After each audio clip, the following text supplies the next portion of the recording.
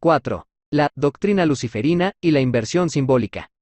Ya hemos visto en los 2 capítulos anteriores que el proceso de deshumanización abarca todas las manifestaciones de lo humano, desde lo más tosco, es decir, el cuerpo, tal y como vimos en el 2º capítulo, hasta la manifestación más sutil que podríamos llamar la cualidad humana, abordado en el 3er capítulo. Todo este proceso va a cristalizar en una inversión del mismo núcleo del hombre. Explicamos esto. Es el conocimiento lo que da fundamento al ser humano y la base de ese conocimiento es el principio de verdad. Si este es, con propiedad del principio de lo humano, ¿cuál será su final? Si el origen del ser humano es el conocimiento, la destrucción de ese ser humano conllevará una inversión de ese conocimiento, que tendrá la apariencia, solo la apariencia, de una doctrina, una nueva falsa verdad, una transmisión de ignorancia contratradicional. Esa doctrina, sin más verdad que una ilusión, sin más conocimiento que el error, sin más esencia que lo grotesco, se mostrará como la destrucción intelectual del ser humano. Si ya vimos cómo se manifiesta el cuerpo del hombre tras su destrucción a través del espectro inframaterial, ahora veremos la manifestación del residuo intelectual del humano rebajado de los límites que le son propios, la doctrina luciferina.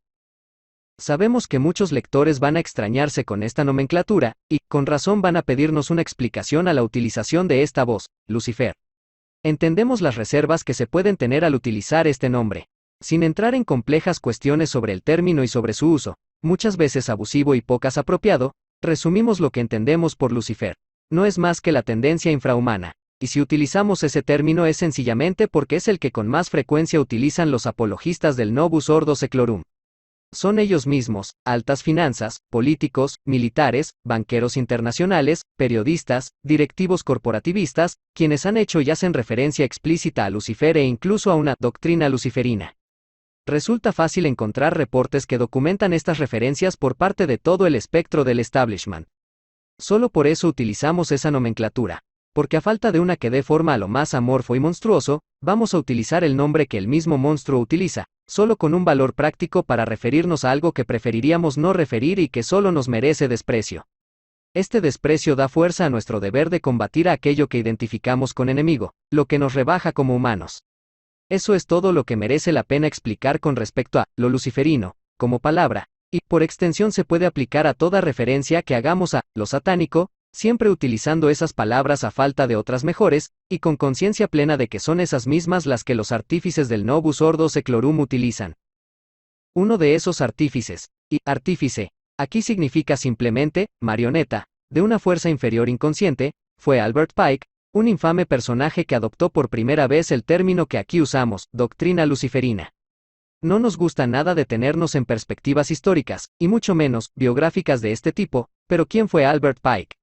Nuestra respuesta: uno más de una serie de personajes que a lo largo de los 3 últimos siglos trabajaron en las fases postreras de la construcción del mundo moderno, lo que desde la perspectiva de estas fuerzas se llama Nuevo Mundo, y desde la perspectiva humana se llama Último Mundo, en el sentido de que cerrará el actual Manvantara. Desde el punto de vista histórico, ¿quién fue Albert Pike? Un militar, abogado y escritor norteamericano nacido en 1809 y muerto en 1891, alto iniciado en la masonería, graduado 33 del rito escocés, prestigioso teósofo teórico masónico, miembro de numerosas logias europeas y norteamericanas, satanista declarado, racista sin complejos, fundador del Ku Klux Klan, y contacto estratégico del Priorato de Sion en Estados Unidos. Precisamente a través de estos contactos con grupos de poder europeos, Pike mantuvo una relación estrecha con Giuseppe Mazzini, otro personajucho clave en esta trama. Sin entrar en cuestiones históricas sobre esta siniestra pareja, insistimos, no interesa. Una carta que Pike escribió a Mazzini expuso con un profético estilo ditirámbico la situación apropiada en la que la doctrina luciferina triunfaría. En la carta, Pike explica cómo tras enconar las pasiones de las masas, la humanidad sufriría 3 grandes guerras, que darían pie a presentar la auténtica doctrina luciferina, que llevaría a los hombres a niveles de salvajismo nunca antes conocidos. Más allá de fantásticas lecturas, esta presentación de la auténtica doctrina luciferina hace referencia al triunfo ideológico del proceso de ordenación mundial que los grupos de poder europeos, a los que Pike y Mazzini estaban vinculados, planearon bajo diferentes nombres: Novus Ordo Seclorum, Gran Obra de las Eras, Nuevo Orden Mundial, el nacimiento del hombre nuevo. El término doctrina luciferina se volverá a usar repetidas veces por otros apologistas de este proyecto. Pero como nuestra intención es prestar la mínima atención a individualidades tan despreciables, y simplemente limitarnos a contextualizar en la medida de lo posible la terminología central de este capítulo, creemos que esta referencia a Albert Pike ya resulta excesiva. Quizá cabe recordar al lector que una majestuosa estatua de este tiparraco luce actualmente la plaza judicial de la ciudad de Washington. Por lo tanto, la doctrina luciferina sería la expresión del conocimiento propia de la infrahumanidad, lo cual sería en sí mismo una contradicción, pues en lo infrahumano no existe conocimiento posible.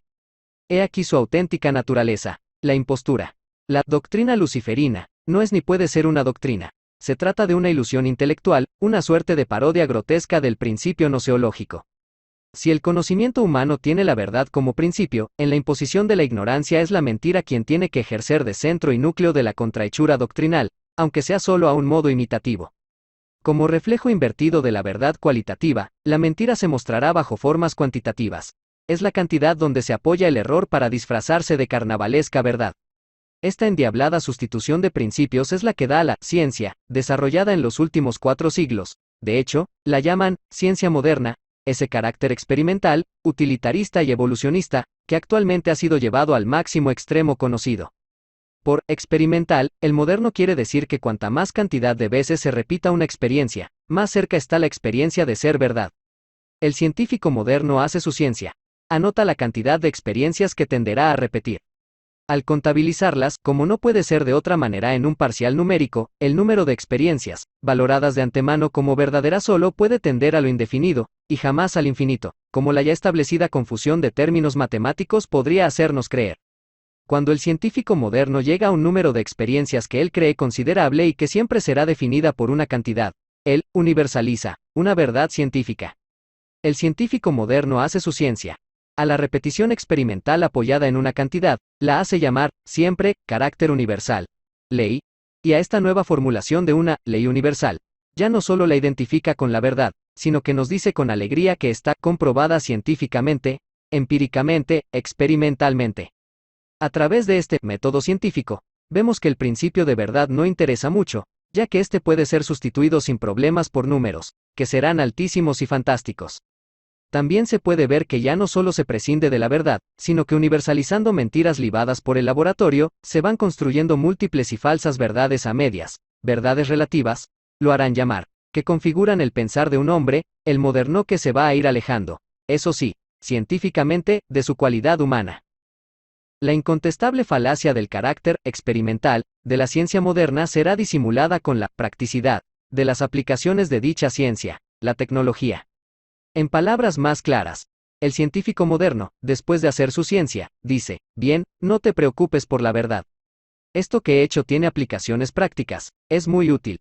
El utilitarismo, articulado explícitamente por cierta corriente filosófica europea, más concretamente inglesa, alrededor de la figura de John Locke, sirve de argamasa para tapar las goteras de los laboratorios empíricos europeos. Si el método experimental asesinó a la verdad, los científicos europeos esconderán el cadáver a 1000 pies bajo tierra al mostrar los encantos, útiles, de su actividad. ¿Verdad? El utilitarismo responde, verdad es lo que es útil, amigo mío. Así, la ciencia moderna declara que todo tendrá una utilidad, una finalidad, un fin. Habrá que preguntarse qué fin será ese. Pues bien, independientemente de dónde y cuándo sitúen los modernos el fin, parece que para llegar a este fin, nuestras vidas tendrán que desarrollarse en un movimiento de perfeccionamiento diabólicamente teorizado que llamarán evolucionismo. Aplicado a la ciencia moderna, esa evolución se identificará con un premio muy cotizado a partir de ese momento, el progreso. De esta manera, la ciencia moderna consigue concebir el mundo como una suerte de laboratorio experimental cósmico, y la vida del ser humano, como una siniestra gincana en la que solo sobrevivirá quien consiga adaptarse. Ya nos podemos imaginar qué precisará esa adaptación.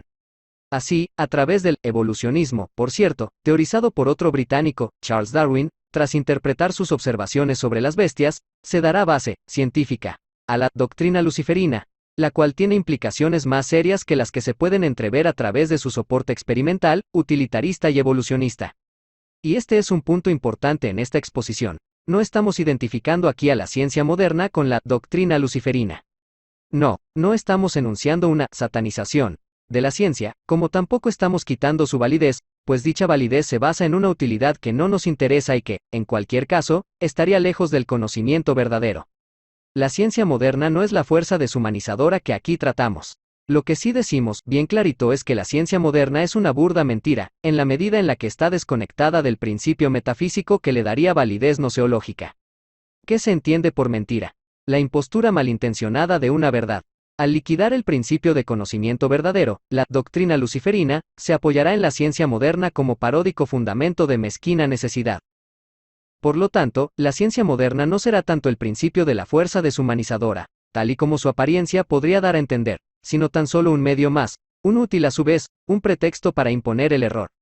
Tal y como todos los lectores reconocerán tras un honesto examen introspectivo, nadie conoce la verdad en el mundo moderno. Es más, a la verdad ni se la tiene en cuenta como principio.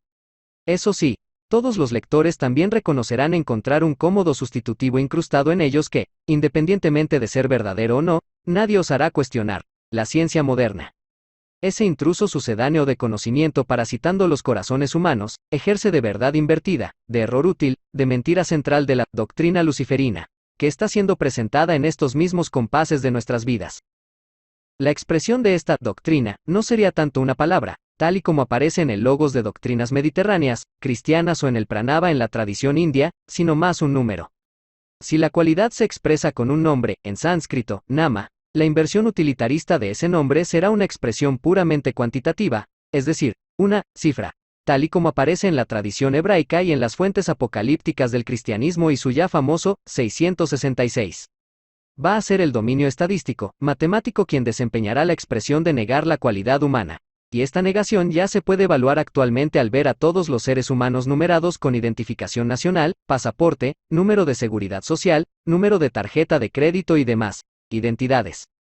El ser humano pasa a identificarse con un dato estadístico, y con esos datos procesados por las diferentes ramas de las aplicaciones científicas, se determinará la vida de aquel individuo valorado como dato. El lector encontrará infinidad de ejemplos en su día a día cotidianos. El 80% de la población vive por debajo del umbral numérico de la pobreza, existen 5 millones de parados en ese o aquel estado, más de 1000 muertos llevan contabilizándose tras el más importante terremoto, 8.1 en la escala, de los últimos 200 años, las autoridades demográficas consideran que existe una superpoblación del 60%. La doctrina luciferina valora la cualidad humana negándola a través de parciales numéricos, y esa valoración no se conforma con ser una falacia, sino que ella se presentará como pretexto para llevar a cabo acciones. Ellos dirán, tomar medidas. Por muy cotidiana que sea, incluso por muy acostumbrados que estemos a ella, resulta sumamente sencillo identificar la actividad esquizofrénica basada en la doctrina luciferina. El esquema de funcionamiento de esta actividad es a grosso modo como sigue: el ser humano es un número, ese número con otros números forman un dato, esos datos junto a otros datos son interpretados, con más rigor, procesados. Esa interpretación no se ajusta a los objetivos esperados. Para llegar a ese objetivo numérico se toman medidas, que etimológicamente resulta ser otra cantidad. Este esquema se repite en todas las áreas de la actividad luciferina. Se verá que toda esta enrevesada locura buscaría simple y llanamente que salgan los números. Pero, ¿qué números serían esos? Esa es una buena pregunta porque todos esos resultados numéricos se valoran con respecto a una ambigua noción de progreso, del cual poco cierto se puede decir salvo que, como toda progresión numérica, solo puede tender a lo indefinido. Por lo tanto, la locura de la doctrina luciferina, del establishment no solo acaba con la cualidad humana, sino que, con una certeza matemática difícil de digerir, ella parecería no tener fin. Pero vamos a evitar asomarnos a tan horripilante abismo. Vamos a circunscribir nuestro interés a aquello que amenaza inmediatamente a nuestras vidas, es decir, las susodichas medidas que se toman contra la humanidad. Los seres humanos tiemblan de miedo, temblor perfectamente comprensible, cuando el establishment habla de problemas. La crisis económica, un conflicto bélico, la epidemia de turno. O lo que sea. El temblor se convierte en terror cuando el mismo establishment responde a ese problema con una solución en forma de medidas.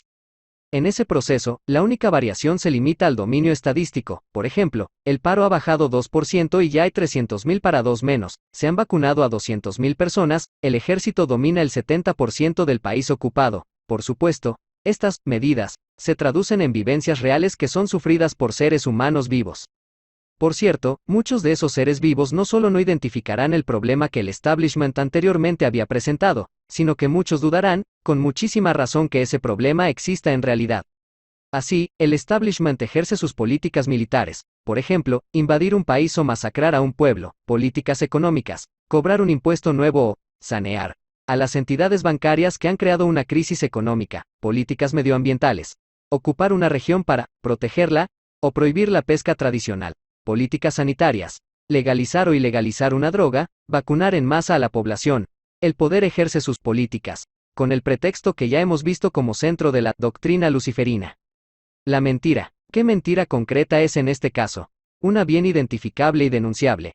Las políticas dicen dar soluciones a problemas humanos cuando, en verdad, están ahogando al hombre moderno en su único y gravísimo problema, la deshumanización.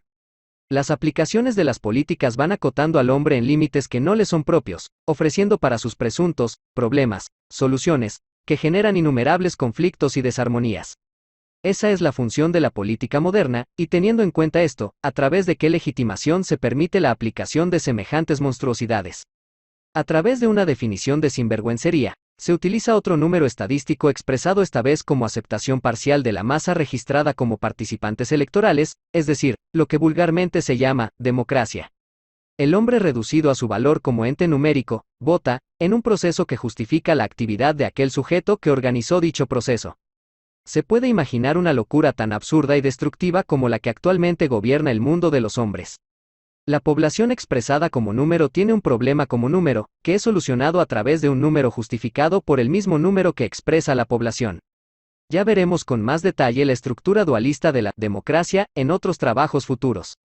Sin embargo, no es necesario ir más allá para comprobar que la democracia, esa vaca sagrada de la modernidad que se venera con una ciega apología fundamentalista, no es más que la expresión política de una misma mentira. Esa expresión servirá a su vez como pretexto para invadir países, proclamar guerras, torturar presos, masacrar a gente inocente. Defender la democracia está siendo en estos mismos momentos que escribimos, el pretexto eufemístico para atacar la vida del ser humano. Basta que el lector eche un vistazo a cualquier periódico oficial para comprobar esta máxima moderna. Mientras estas mentiras se van intercambiando, ayer la independencia, hoy la democracia, mañana el medio ambiente, el ser humano en su camino hacia su límite inferior, se irá cargando con más y más estructuras intrusas que lo condicionarán muchísimo más allá de su condición natural, la propia condición humana. Esta desvinculación entre la naturaleza y las estructuras que el establishment crea en contra del ser humano, tienen como modelo ejemplar uno de los estudios científicos preferidos de la doctrina luciferina, la economía. Según la autoridad máxima de la lengua que aquí manejamos, la economía sería la ciencia que estudia los métodos más eficaces para satisfacer las necesidades humanas materiales mediante el empleo de bienes escasos. Resulta revelador que sea explícitamente la escasez, con lo que se define la economía. Y no podemos evitar preguntar a los honorables académicos si la economía como ciencia dejaría de tener validez si se demostrara que los bienes son abundantes y no escasos. Existe una vieja y grave desactualización no solo en los diccionarios, sino también en la noción general del término economía. Otra definición reveladora sería la clásica, que ofreció Friedrich Engels. Economía es la ciencia que estudia las leyes que rigen la producción, la distribución y la circulación de los recursos naturales. Esta definición es a la que se adhiere la gran mayoría que piensa que existe una correspondencia entre la economía y los recursos materiales que la naturaleza ofrece. Para esa mayoría, informamos, muy tarde, a nuestro parecer, que actualmente no existe esa correspondencia de ninguna de las maneras. Esa economía, como ciencia, es una patraña ya desde su misma definición. No son los recursos naturales, ni los bienes materiales, ni las necesidades humanas, los objetos de esa economía. Lo que la economía estudia, eso sí, son las leyes que rigen la producción, la distribución y la circulación del dinero. ¿Y qué es eso del dinero? ¿Cuál es la expresión de la economía? ¿Adivina el lector qué puede ser la base de la ciencia social moderna más importante? En efecto, una cantidad, una ley matemática, un valor numérico despojado de cualquier correspondencia con algo verdadero. El dinero resulta ser la unidad artificial y arbitraria en la que se basa un sistema, el monetario, el cual no expresaría más que una cantidad vacía de valor cualitativo. Es cierto que en un pasado relativamente reciente, la moneda poseía un valor dado por una riqueza natural, generalmente el oro o la plata. Esa correspondencia es la que daría algún sentido a una definición como la de Engels, que hoy en día, y desde ya hace un tiempo, está completamente obsoleta. El patrón oro de la moneda se fue desintegrando paulatinamente a medida que los grupos bancarios europeos fueron ganando poder suficiente para establecer el sistema monetario tal y como ahora lo conocemos. Pero, ¿se conoce verdaderamente ese sistema? Si no es el oro, la plata, u otra riqueza natural, ¿qué da valor al dinero? Una mentira. De nuevo, una ciencia moderna, en este caso, la economía, tiene como fundamento una mentira expresada numéricamente. La moneda patrón oro fue transformada estratégicamente por reservas fraccionadas, las cuales son las unidades con las que opera el sistema bancario internacional. En otras palabras, esa nueva moneda no resulta ser una moneda física, sino una especie de contrato que establecen los estados con las instituciones bancarias internacionales. ¿En qué consiste ese contrato? Los bancos crean el dinero y se lo venden a los estados a cambio de más dinero. ¿Contradictorio? Lo es, pero también resulta ser un timo rentable para que los grupos financieros aseguren su hegemonía. Se puede resumir así. El dinero es creado por los bancos sin correspondencia con riqueza material alguna. El dinero es utilizado por los estados a cambio de una deuda aplicada con interés. El nuevo dinero creado adquiere valor con el viejo dinero ya existente que deberá forzosamente someterse a inflación. La población hace frente al pago de esa deuda trabajando en las corporaciones que, ellas sí explotarán los recursos naturales sin que estos intervengan en la creación monetaria. El resultado de todo esto es que mientras la deuda, la inflación y la esclavitud humana quedan garantizadas indefinidamente, todas las riquezas se van concentrando en el reducidísimo círculo que ha planeado esta estafa, es decir, los grupos financieros internacionales. Estos grupos proyectan a su vez el mundo corporativista que a su vez dan sentido y razón de ser a la clase política que se encargará de aprobar leyes, declarar guerras, y, en definitiva, tomar las medidas que dan perpetuación al establishment. Por su parte, fuera de este monstruoso trinomio, la población se verá así forzada a trabajar para sobrevivir en un mundo en el que, con una certeza matemática no tendrá ningún futuro. La deuda cada vez será mayor, la inflación cada vez será más necesaria, y la concentración de riqueza será cada día más obscena. Para desviar la atención de esta inexorable tendencia suicida, a la población se le ofrecerá la ilusión de la posibilidad de acceder a la infrahumana élite que da cuerpo al establishment. ¿Con qué se engaña a la gente en la trampa del dinero? Con más dinero. La posibilidad de un poder adquisitivo hace que la población firme el contrato con el sistema monetario sin saber que está ante su sentencia de muerte, agónica, dolorosa y prolongada. Con miras a este engaño, se adoctrinará a la población en la competitividad, la cual, tal y como dijo el infame Adam Smith en su obra, La riqueza de las naciones, crea un incentivo para que la gente persevere. Y así, perseverando, perseverando y perseverando, en la búsqueda de una cantidad sin ningún tipo de valor verdadero, el dinero, el ser humano se va hundiendo en la infrahumanidad que, al fin y al cabo, es el objetivo de toda esta trama. Sin embargo, tanto la economía como también la política, la tecnocracia colectivista apoyada en la ciencia moderna, no resultan sino retoños circunstanciales de una causa de calado inimaginable hundido en la ciénaga de la inversión del principio metafísico, la doctrina luciferina, que aquí señalamos. En otras palabras, podríamos desentrañar cada una de esas estructuras y exponer la esquizofrenia que les da fundamento, sus contradicciones, sus imposturas, sus términos de dobles y opuestos significados, y, sin embargo, solo estaríamos arañando con suavidad los efectos superficiales de un error mucho más arraigado de lo que podría parecer a simple vista. Destruir lógicamente los fundamentos de la ciencia moderna, de la democracia, o de la economía, resulta fácil e imposible al mismo tiempo, pues todas esas expresiones carecen de fundamento lógico que poder destruir. La presencia de esas estructuras no se debe a su coherencia o a su sentido lógico, y si un individuo las desmonta dialécticamente comprobará que esas estructuras parásitas seguirán estando ahí, quizá con más fuerza. El hombre moderno puede identificar con cierta facilidad los síntomas de la enfermedad de sus instituciones, y esto le puede ofrecer una ilusión de conciencia sobre el error luciferino que se intenta exponer aquí, y el lector ya habrá comprobado que en este caso, el intento solo podrá quedarse en eso mismo. Algunos modernos identifican los síntomas de la enfermedad, y creen así, dar un diagnóstico de la enfermedad, incluso pueden creer que la han curado. Con otras palabras más gráficas, existen individuos que tienen la nariz llena de mocos. Un día, dicen repetidas veces, tengo mocos. Tengo mocos. Tengo mocos. Estudian los mocos, los diseccionan, los analizan. Y siguen sin tener ni idea de que están con gripe. Existen numerosos libros, documentales, páginas web. Algunos de ellos interesantísimos, sin duda, que ofrecen información sobre los síntomas de la doctrina luciferina, el sistema monetario, la centralización del poder, la fuerza militar única, el gobierno mundial. No quiere decir que estos medios sean dañinos en sí mismos, como este libro tampoco lo sería al mismo nivel que con aquellos comparte. Sin embargo, desde la perspectiva de confusión entre la causa y las múltiples consecuencias, pueden resultar de suma utilidad para la doctrina que parecen combatir. De la misma manera y sin ninguna ingenuidad en ese sentido, no dudamos que esa utilidad sea una posibilidad para ciertas lecturas de este libro. Pero no vamos a hacer aquí, ni en ningún otro lugar una crítica al pensamiento crítico, que siempre resultaría estéril, inoportuna y condenada a la redundancia. Además, respetamos en cualquier caso el criterio del lector. Será él y su discernimiento quienes podrán dar alguna validez a cualquier tipo de información que, en el mejor de los casos solo puede ejercer de soporte para un trabajo que no le corresponde a estos escritos. En cualquier caso, con esa intención proclamada de querer abordar la causa de nuestro objeto, en este caso, la doctrina luciferina, vamos a ofrecer algunas generalidades sobre lo que, a nuestro parecer sería la articulación más cercana a su causa, la inversión del principio metafísico. Dicha inversión fue explicada brevísimamente al comienzo del capítulo, y en resumidas cuentas, la expresamos como la sustitución de la verdad por una mentira. Tradicionalmente, la expresión y transmisión de la verdad ha sido, y siempre será, la función del símbolo, en su sentido primordial.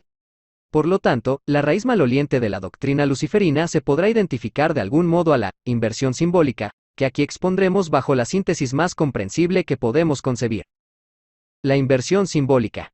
Al hablar de esta cuestión, resulta necesario precisar qué es un símbolo, pues el estado de salud de dicho término resulta penoso en extremo. El símbolo es el soporte de expresión del principio metafísico. La metafísica resulta ser el dominio, tal y como indica la misma palabra, más allá de la física, por lo tanto, más allá del dualismo de toda manifestación cósmica, más allá de las coordenadas del espacio y el tiempo, más allá de cualquier accidente substancial. Dicha metafísica se desarrolla a través de unos principios que darían lugar al proceso cosmológico, es decir, el paso de la metafísica a la física. Para referirse a esos principios desde nuestra condición existencial, la humana, nos tenemos que apoyar necesariamente en los símbolos, es decir, soportes físicos que expresan lo metafísico. Por lo tanto, el símbolo sería el soporte de conocimiento metafísico, pero no es sí mismo y por sí solo, sino a través de un componente teleológico inherente al símbolo, un circuito de transmisión con lo cualitativo, una unión noseológica entre el símbolo y el principio simbolizado. Sin embargo, el símbolo, al tener un componente formal, está circunscrito a las leyes de la manifestación cósmica, es decir, estaría sujeto a la decadencia. En otras palabras, el símbolo va a sufrir una degeneración, y dicha degeneración es la causa de la ya citada pésima salud del lenguaje simbólico actual. Pero infelizmente, eso no se queda ahí, en una devaluación, llamémosle, natural.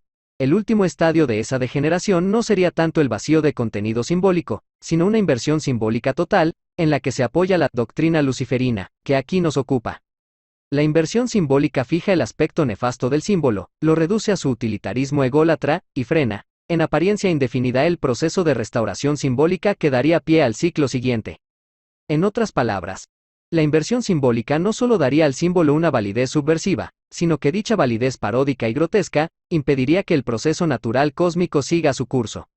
Es decir, con todo rigor, la inversión simbólica sería en sí misma la contranatura, expresada no tanto como un movimiento, sino como un estancamiento.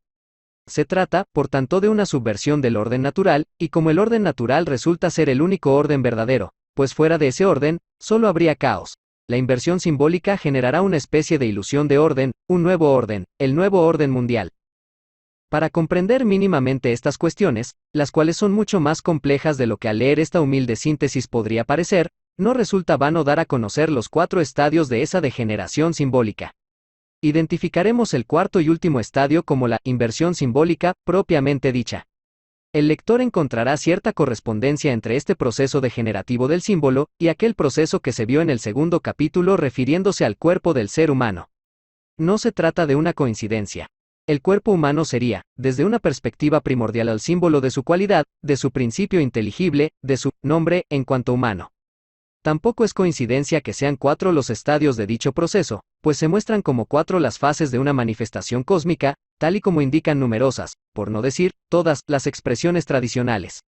Todas esas indicaciones son señaladas aquí para guiar al lector en una serie de asombrosas correspondencias entre él y el cosmos, entre su dominio particular y el dominio general, entre la manifestación individual y la manifestación universal expresada aquí a través del proceso degenerativo del símbolo. El símbolo primordial, Desde una perspectiva primordial, el símbolo expresa, ya lo dijimos, el principio metafísico, el cual no estaría sujeto a contingencias existenciales de ningún tipo. Así, el símbolo no necesita ser interpretado, pues tan solo puede ser contemplado directamente en un continuo meditativo. Por lo tanto, la función del símbolo no es sino la unión entre el conocedor y lo conocido, es decir, la expresión pura del conocimiento. Esa es la verdadera naturaleza del símbolo. Y si éste parece tener otra, como en el momento actual, se debe a nuestra ilusoria percepción del proceso de manifestación de su forma. Esta ruptura del estado primordial simbólico da lugar al siguiente estadio. El símbolo como unión de complementarios. Si desde una perspectiva primordial, el símbolo expresa una unión, la ruptura de este estado supone una división en dos principios que necesariamente serán complementarios. A través de los complementarios, el símbolo puede ser restaurado en su unidad primordial. Destacar aquí que, aún rota la integridad del símbolo, siempre quedaría abierta la posibilidad de restauración a través de la integración complementaria. A efectos prácticos, el símbolo ya se expresa bajo una forma interpretable. Dicha interpretación ya supone una polaridad, complementaria, pero polaridad a fin de cuentas. Como ejemplo paradigmático de este estadio simbólico siempre resulta válido recordar el yin, yang de la tradición extremoriental o el ardhanarishvara de la tradición india. Esta polaridad complementaria degenerará como dualismo en el siguiente apartado. El símbolo como par de opuestos. La polaridad primordial de principios complementarios degenera en un dualismo de opuestos. El símbolo pasa a tener dos interpretaciones en apariencia irreconciliables, una benéfica y la otra maléfica. El símbolo pierde su lustre como unidad, y se desparrama en la multiplicidad simbólica que, ahora sí será interpretada como buena o mala. Ese dualismo como interpretación simbólica puede tener el maniqueísmo de la tradición irania como ejemplo comprensible para el lector. Así como hay un príncipe de luz, habrá un príncipe de las tinieblas. Por primera vez, el símbolo queda expuesto a una interpretación moral. La esfera de la intelectualidad pura que le era propia al símbolo queda contaminada con el sentimentalismo siempre expresada en dualismos morales. Esos dualismos se van acrecentando más y más, hasta que el símbolo colapsa en la propia inversión simbólica, último estadio del proceso de manifestación del símbolo, causa contra, intelectual de la doctrina luciferina, y estadio que más interesa a este capítulo. La inversión simbólica. Al degenerar el símbolo hasta su extremo, su forma va a presentarse como lo esencial. Sin embargo, la forma completamente vacía de contenido no puede presentarse, pues se trataría de una imposibilidad. Por lo tanto, la forma adquiere el contenido paródico y utilitarista extraído de la interpretación más nefasta de una dualidad de significados cualquiera. Así, en la inversión, el símbolo es, ante todo, una forma que sigue teniendo existencia porque sirve de pretexto para una actividad ególatra que buscaría un fin. Se trataría de una subversión de la función simbólica, y ella misma sería una barrera de contención que frena el flujo natural de la manifestación del símbolo. Gracias a la inversión simbólica, ya no solo se ignora el contenido verdadero del símbolo, sino que se interpretan las formas simbólicas erróneamente, a través del fin al cual sirven. La transmisión de conocimiento queda así completamente destrozada. Esta inversión simbólica al servicio de alguien o algo, es la base gnoseológica, sería mejor decir agnoseológica, de la doctrina luciferina, que aquí estamos tratando, y sus implicaciones resultan incontables. Una vez más, es la multiplicidad lo que caracteriza una aplicación luciferina, y la cantidad de inversiones simbólicas en el mundo moderno resulta inmensa. No creemos que sea posible realizar un estudio mínimamente completo en ese sentido, ya que todos los movimientos modernos que colaboran, cada uno a su modo, en la implantación del nuevo orden mundial, se apoyan en la inversión simbólica. Aquí pondremos solo algunos pocos ejemplos grotescamente explícitos. Existen ejemplos así en ideologías políticas modernas, como el nazismo que adoptó la svástica, India, o como el socialismo que adoptó la rosa roja. Existen estados que adoptaron como emblema el águila, como el gobierno federal norteamericano, el león, como el inglés, cuando hubo leones en Inglaterra, o el gallo, como la nación francesa. Existen corporaciones que adoptaron la concha de 7 líneas, como Shell, o la estrella de 5 puntas, como Texaco. También fue adoptado el pentagrama por fuerzas militares, el Pentágono estadounidense o la estrella del Ejército Rojo soviético. La inversión simbólica llega a extremos de ironía diabólica como la cadena de comida basura McDonald's que utiliza como símbolo una M, en forma del ideograma sánscrito Lam, sílaba raíz, en sánscrito, Bija mantra, asociada al aroma, al buen olor, y a la salud y la prosperidad material. La corporación farmacéutica Bayer usará una cruz latina, el monstruo automovilístico BMW se apoyará en el cuaternario, coloreado 2 a 2, el banco británico Lloyds tomará el caballo negro, y la multinacional de cafeterías basura Starbucks utilizará una deidad femenina acuática, cuyo diseño original se puede encontrar en la tienda situada precisamente en el Pike Market en Seattle. La lista de formas simbólicas devaluadas e invertidas al servicio del establishment sería un trabajo para el que reconocemos no tener paciencia ni tiempo, además de carecer de interés en sí mismo. Solo decir que, como se ve en el extremo cuantitativo de la degeneración del símbolo, estaría el logotipo. Basta que el lector eche un vistazo a su alrededor para comprobar que el mundo moderno está repleto de esta contaminación visual que afea nuestro día a día en el sentido más profundo de la palabra, fealdad. Al no poder ni pretender abordar todos, preferiremos abordar una inversión simbólica que supone ser muy importante en la actualidad. En el 6º capítulo se detallará la inversión simbólica que dio a luz a la madre naturaleza del ambientalismo. Las implicaciones de las inversiones simbólicas son muchísimos más graves y serias que una mera cuestión de imagen, tal y como pueden pensar algunos lectores creyendo que un emblema, un icono o un logotipo solo es la imagen de una institución, corporación o estado. El contenido que se esconde bajo la apariencia iconográfica puede parecer inofensiva a ojos del hombre moderno, y es precisamente esa apariencia inofensiva lo que convierte a la inversión simbólica en el estancamiento contra natura que permite la presentación de la doctrina luciferina, a la que ya se está adhiriendo el ser humano actual, el nuevo humano, el infrahumano. Como se verá, pocas cuestiones inofensivas se encontrarán en estas materias. Así, de todo lo visto en el capítulo, se puede extraer la conclusión de que la inversión simbólica no solo anuncia la doctrina luciferina, sino que amenaza con destruir completamente cualquier forma de intelectualidad, de conocimiento, de humanidad. El lector puede meditar profundamente en esta tesis, y cuestionarla en su día a día con cautela y atención. Solo a través de ese trabajo, los contenidos que aquí se han expuesto resultarán de provecho. Quizás el lector se puede preguntar si la presentación de la doctrina luciferina ya fue completada, ya se ha culminado, ya ha triunfado totalmente. Sin ingenuidad ni entusiasmo esperanzador, nosotros pensamos que no. Su interés por esta lectura y nuestra intención de seguir escribiendo, así lo demuestran. Mientras se resiste en los reductos de humanidad, el establishment va a seguir presionando para que la infrahumanidad sea una conditio sine qua non de la supervivencia.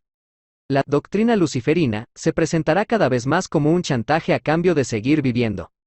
Tal y como dijo literalmente el teófoso, filósofo neo-espiritualista y funcionario de la ONU, David Spangler cuando era director de Planetary Initiative, "No one will enter the New World Order unless he or she will make a pledge to worship Lucifer.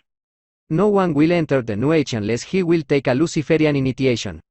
Ante estas declaraciones, todo lo que diremos es que aún existen algunos seres humanos lejos de ese orden, fuera de esa era, resistentes a esa imposición.